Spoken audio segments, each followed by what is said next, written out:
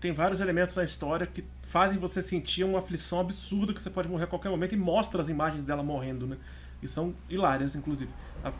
Os jeitos que ela morre no jogo, se você não fizer da forma correta. Isso eu acho muito interessante também, que é um jogo que poucas vezes acontece na vida de um videogame, poucas vezes a empresa quer te mostrar o que aconteceria, qual seria a consequência.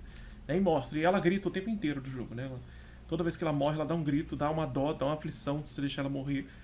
Mas isso já é introduzido nessa nova fase, né? A antiga fase ela era praticamente intocável, né? Ela era maravilhosa, né? E usava aquelas roupas coladas, minúsculas, que não faziam o menor sentido para uma pessoa que passava as aventuras que ela passava.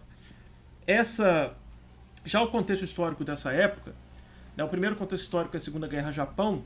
Já esse contexto histórico é exatamente aquela região do rio Volga com os Montes Urais, na divisa entre Ásia e Europa. A gente sabe que, tecnicamente falando, Ásia e Europa é um continente só, né?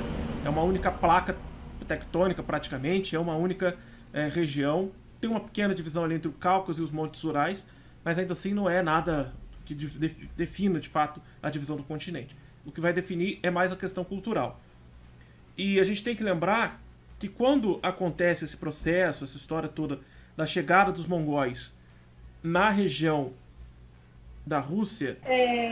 O Império Mongol, ele, tipo assim, eu gosto muito de Ásia, né? Tipo, não da Ásia em si, mas da história asiática. É uma história muito bonita, muito mais antiga do que a gente pensa. A Mongólia eram tribos, assim como a maioria da Ásia, né? A gente tem até alguns povos da Ásia que influenciam na formação do Ocidente, né?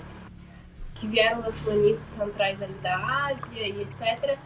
E quem unifica o Mongol, a área da Mongólia, né, em um império é Gengis Khan.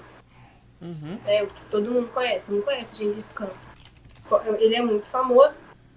E aí nisso, ele, tipo assim, primeiro ele ataca a China. Funciona, tipo... Ele consegue, mas... Ele conquistou Pequim, mas aí depois não deu muito certo. Enfim, e depois ele começa... Ele vai para aquela área do... Depois um império que tinha na área do Uzbequistão, Turcomenistão, esses anos, assim. Eu fiz uma anotação aqui porque são muitos nomes. E aí depois ele vai... E aí nisso... Gengis Khan falece, divide o reino e tudo. E nisso, depois de um tempo, eles decidem invadir a Rússia, porque eles dominaram boa parte do Ocidente, né? A Mongólia é um país grande. Muita gente não conhece, mas é um país muito grande. É o 19º maior país do mundo e é o país menos populoso do mundo. É o país com a menor densidade demográfica do mundo. E é famoso por causa dos cavalos, né? Não sei se você sabe disso. Sim, sim. Tanto o A raça exército, é uma das melhores. tanto o exército de Gengis Khan, né, quando há, inclusive, essas batalhas contra a Rússia, eles levam cerca de 100 mil cavaleiros. Eles são especializados em caça e cavalo, né? Tanto que eles usavam arco e flecha. O ar também. Eles usavam arco a cavalo, que era algo extremamente difícil, né?